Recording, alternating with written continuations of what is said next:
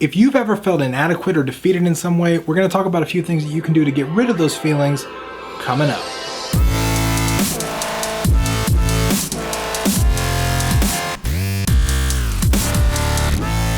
What's going on, guys? My name is Tim Ruswick, and today I want to talk about this feeling of like defeat and inadequacy.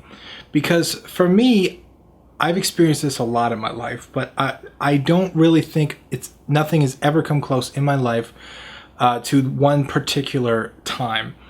I always told myself that I was going to be a millionaire by the time I was 26. 26 was the number. I don't know why I picked 26 as a number. I think I saw somebody on Twitter one day that said they made their first million by the age of 26, and I was like, you know what? I'm going to do that. So I had spent a lot of my childhood working towards this. I had started various companies. A lot of them failed. I started all kinds of tech startups. I built all kinds of applications and software programs and stuff. I had worked with all kinds of people. I was set on making this happen. And then my 26th birthday rolled around and wasn't a millionaire. And that was hard for me, because that was like an identity crisis for me, because I had told myself all of this time that I was going to be a millionaire, that I was going to make shit happen by this date, and I had read all these positivity books and self-improvement books and Think and Grow Rich and all these great classic books that tell you just, put it in your mind, make it so vivid that you can get there, just keep focusing on it, wake up every day and talk about it, write it down every morning, every night. All these things that I had tried, all these things that I had done, and I didn't get there. In fact, I was at the opposite end of the spectrum. Shit wasn't going right. I was going broke. I was nearly homeless at one point. My housing situation fell through. I had a car that got repossessed. I had no... Shit was just... It kept getting worse. It was bottom of the bottom for me, for sure.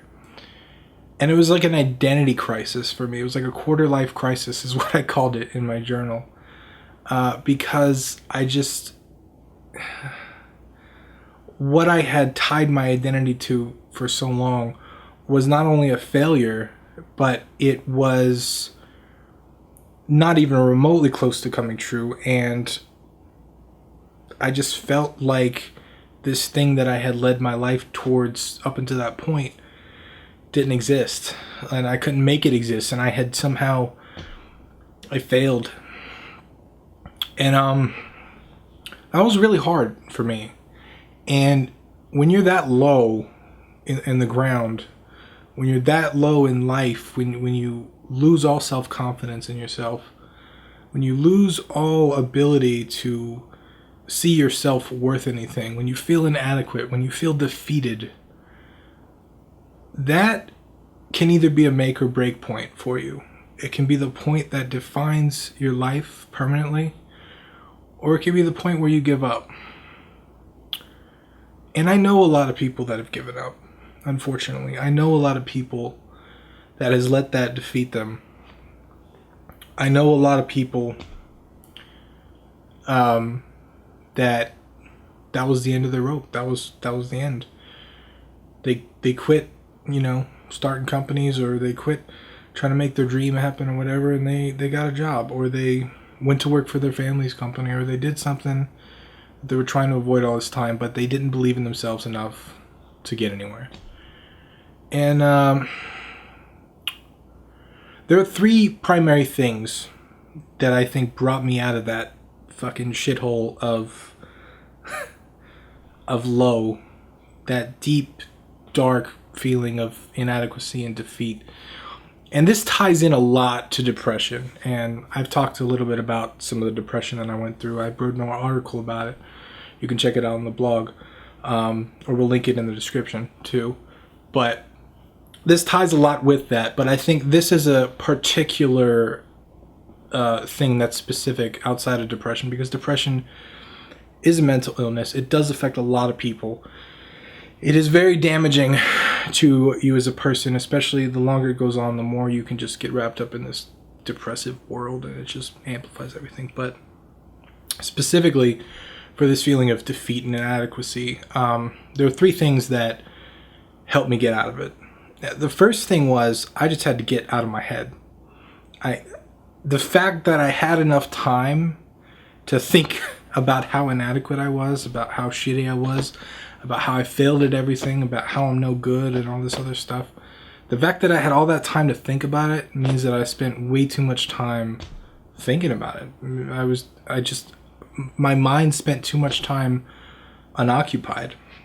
Now, I don't want you to confuse this with burying your problems in work, right? Because I've been on that side of the road too. I know people that do that, and that's not healthy.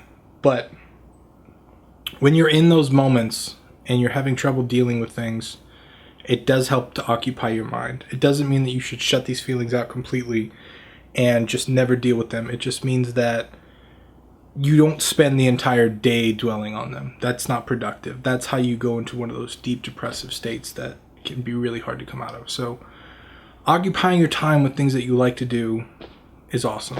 In fact, this whole scenario was what led me back to Game Dev Underground and game development in general, after a few years of hiatus doing things that I didn't want to do and building companies and working with people that I didn't really care to work with. It was just this long string of events. But that's what led me back to game development, because it was always something that I loved to do. I always loved to make things, and games were like these bundles of joy that you could create, and led me back there. And I started occupying my time with game development as a sort of therapy because it got me out of my head. I started thinking in terms of game worlds and mechanics and programming rather than, holy shit, I'm such a piece of shit. So that really helped, like just getting out of my head. The second thing was finding something that I could measure and growing it. So tracking progress. Like a lot of times in life, there's no progression system in the game of life, right? One of the things I love about RPGs and one of the reasons Destiny is one of my favorite games is because I love shooters, but there's also a sense of progression. There's a leveling system. You level up as you shoot bad guys and you kill shit. Life doesn't have that. So when you go on one of these journeys and you take a nosedive, you're not still a level 40, you know? You're not still the dude that leveled all the way up. And it's hard to remember that you are still someone of value, that you are still at the top, that you have learned a ton of things, and even though you've taken a journey that is not the most pleasing to you, you learn about that just like you learn about anything else, and it's part of your leveling. So for me, finding something specific that I could measure and grow worked really well. And honestly, one of the things I did, because game development can be tricky, one of the things I did personally was I wanted to help people. So I turned back to Game Dev Underground. And watching the traffic stats, watching the comments, the engagement, watching the different ways that people interact, the signups on the mailing list, watching these specific numbers grow as a result of the things that I did really kind of helped me personally, like even out my brain a little bit and kind of focus on growing something and actually moving forward, kind of leveling up, if you will, in a way, one brick by one brick, you know?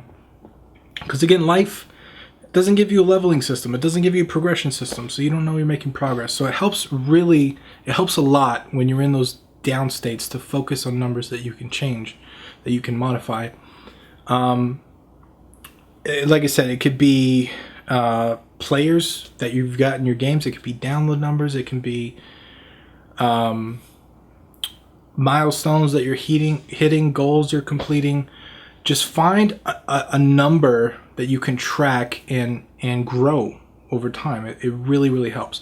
Now, I'm not saying you should tie your self-esteem to likes on Facebook, because that's a whole nother issue, right? That plenty of the younger people in our world today they're really affected by that, like on Instagram and Facebook and stuff, and that's not healthy at all. But I'm talking about specifically finding a number that you can grow and track and kind of focus on that, focus on growing something to get out of it. And the third and final thing, I think, is that when you're comparing yourself, we all like to compare ourselves to other people, right? Like we just say, this guy has that, this guy did this, I want to do that, I want to do that, but better, I want to do that, but whatever.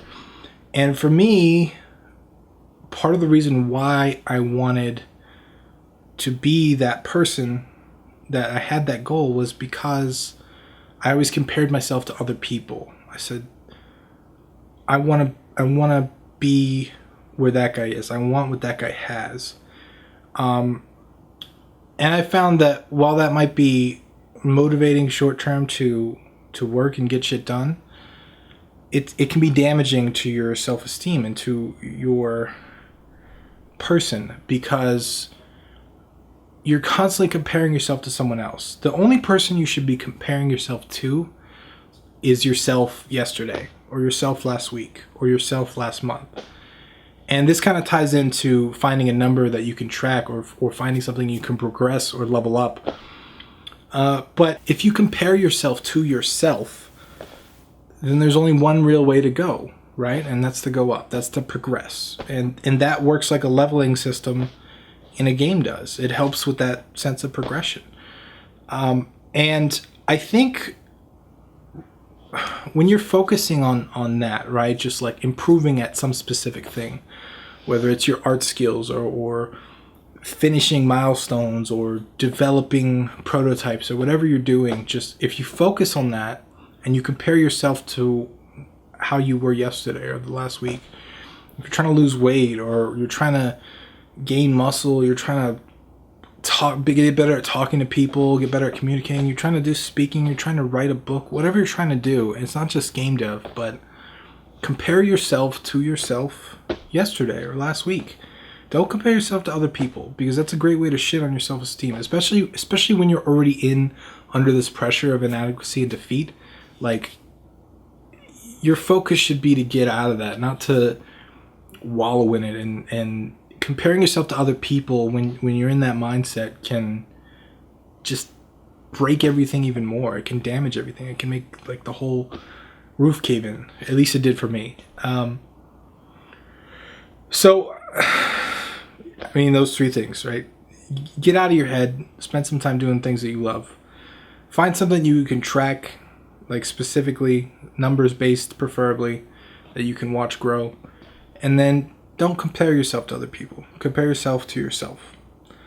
Those are the three things that I think really got me out of that rut and really got me focused on the things that I wanted to do and focused on my own personal growth and my own movement upwards, doing the things that I wanted to do. And ultimately, that resulted in me making these videos, which you're now watching. So without that dip, without that shitty situation in life, would I ever be here? Who knows? I mean, all these little things, I'm not going to say they happen for a reason, because I don't really think that's the case, but I think you can learn something from everything that happens to you. You can grow and progress from the things, even the shitty things that happen to you. And they don't always have a reason. They're not always good things, but you can learn from them and you can grow. And if that's your mindset, it's just to keep going and build upon your castle of knowledge and experience, I think you're going to get places. Don't be the guy that quits at the bottom. You know, that doesn't get you anywhere. Then you wasted all that time. The only real way to fail is to quit, is to stop trying. And I'm not a quitter. I can't be. That's just not in my DNA. Even after all the shit I've been through. And it seems like sometimes some of the harder shit I tried, the harder you fail. And it makes you want to stop trying the hard things. But you just got to keep going, even when you feel defeated, even when you feel useless or worthless or inadequate. And I just wanted to share that with you guys today. And I hope you found it useful. If you have ever experienced something like that, please share it below. I would love to hear your story. If it helped you, let me know as well. I'd love to hear from you guys. Once again, I'm Tim Ruswick. I'll see you guys next time.